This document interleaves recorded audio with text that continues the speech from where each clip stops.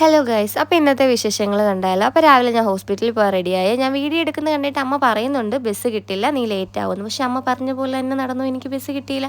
പക്ഷേ കൃത്യസമയത്ത് ഒരു ഓട്ടോ കിട്ടി കേട്ടോ.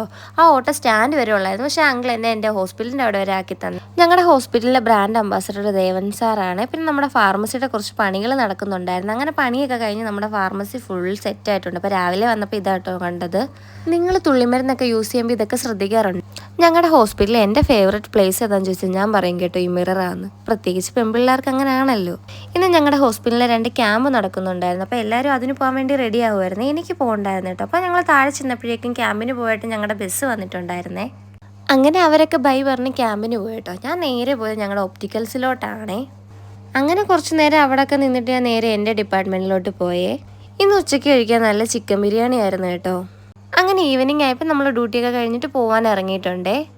മിക്ക ശനിയാഴ്ചയിലും ഈവനിങ്ങിൽ എനിക്ക് ബസ് കാണാറില്ല. പക്ഷേ ഈ ശനിയാഴ്ച എന്തായാലും ഉണ്ടായിരുന്നു കേട്ടോ. അങ്ങനെ ബസ്സും കിട്ടി, എനിക്ക് സൈഡ് സീറ്റും കിട്ടിയേ.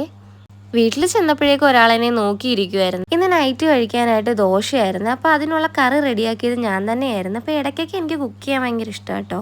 അങ്ങനെ ഞാനാണ് കുക്ക് ചെയ്തത്. എൻ്റെ സ്വന്തം റെസിപ്പിയിലുള്ള തക്കാളി ചട്നിയായിരുന്നു ഉണ്ടാക്കിയിരുന്നത്. അങ്ങനെ കറിയൊക്കെ സെറ്റാക്കി ഫുഡൊക്കെ കഴിച്ചു കേട്ടോ. അപ്പോൾ ഇന്നത്തെ വീഡിയോ ഇത്രയേ ഉള്ളൂ. അപ്പോൾ എൻ്റെ വീഡിയോ ഇഷ്ടപ്പെട്ടാൽ ലൈക്ക് ചെയ്യാനും സബ്സ്ക്രൈബ് ചെയ്യാനും മറക്കല്ലേ. അപ്പോൾ ബൈ.